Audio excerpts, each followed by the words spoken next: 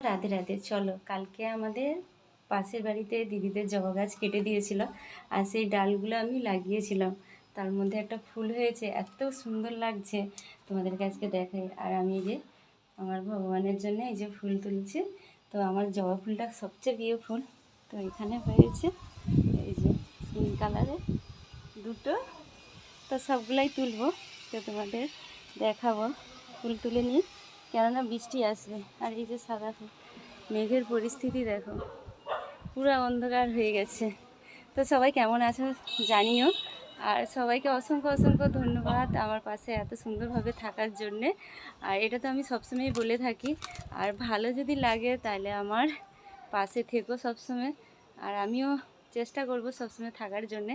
বাড়ির সব কাজ তো একা শেষ করি, তাই হয়তো তোমাদেরকে ঠিকঠাক মতন কথা বলতে মানে লাইক কমেন্ট করতে পারি না। আর একটা কথা কি বলো তো, সব কিছু কাজ শেষ করার পরে নিজের যে খুশিটা তোমাদের সঙ্গে ভাগ করি।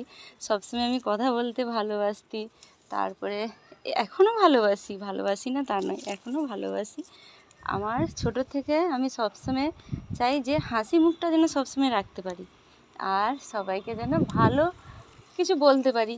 খারাপটা একদমই আমার পছন্দ নয়, প্রথম থেকেই ছোটোর থেকে একদমই খারাপ পছন্দ নয়, তাই খারাপটাকে একদমই পছন্দ করি না। তো চলো, এইদিকেই আছে ফুলটা, আমি তোমাদেরকে দেখাবো। এত সুন্দর লাগছে না, মানে ভাবতে পারিনি। যেটা আমি ভেবেছিলাম হয়তো আরও একটা আছে, দুটো আছে, সেটাও মনে হয় কালকের ফুটবে। তো ফুলগুলো তুলে নিই, যেহেতু মেঘটা অন্ধকার হয়েছে। এই যে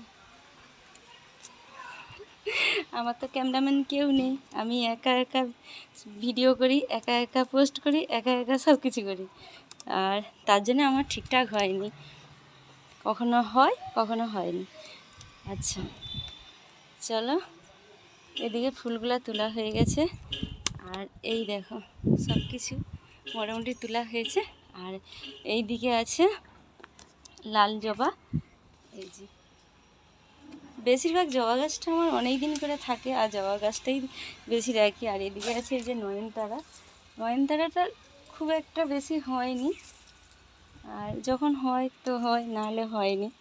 তো মোটামুটি যা হয় ভগবানের সেবায় আমার কাজে লেগে যায়, এটাই বেস্ট, আর কিছু না। তারপরে চলো তোমাদেরকে যেটা দেখাবো বলছিলাম, ছোট্ট একটা ডালে একটা জবা ফুল ফুটেছিল, সেইটা দেখো কত সুন্দর ফুটেছে। এই দেখো এত সুন্দর লাগছে, আমি তো একে মানে ভাবছিলাম হয়তো ফুটবে না, হয়তো ঝরে পড়ে যাবে, কিন্তু সে হয়েছে। আর আমি ওই ফুলটাকে আমার মা কালী চরণে দেব। তো গাছে এই যে গাছ থেকেই তো তুললাম, হয়তো গাছটা কেটে দিয়েছে, কিন্তু গাছেই তো হয়েছে না, তাই আমি আমার মা কালীর চরণে দেব। আর ওই দিকে দেখো আমার বাবা ভোলানাথের মন্দির দেখা যাচ্ছে। হর হর মহাদেব। আর সামনে তো শ্রাবণ মাস, আবার সেই তারকেশ্বর যাওয়া, বাবার মাথায় জল ঢালা, কত আনন্দ, আমার খুব ভালো লাগে। আষাঢ় মাস থেকে শুরু হয় যে কবে যাব কবে যাব। তো চলো সবাইকে টাটা। আর আজকের ওয়েদার খুব খারাপ, সকাল থেকে রোদ্র ছিল, এখন পুরো অন্ধকার হয়ে গেছে চারিদিকটা। এই দেখো সবাই কাজে ব্যস্ত, আর ওইখানে পিসিমণি আছে ওই ছাদে, পিসি বুঝতে পারেনি, তো ভিডিও দেখলে জানতে পারবে। চলো টাটা।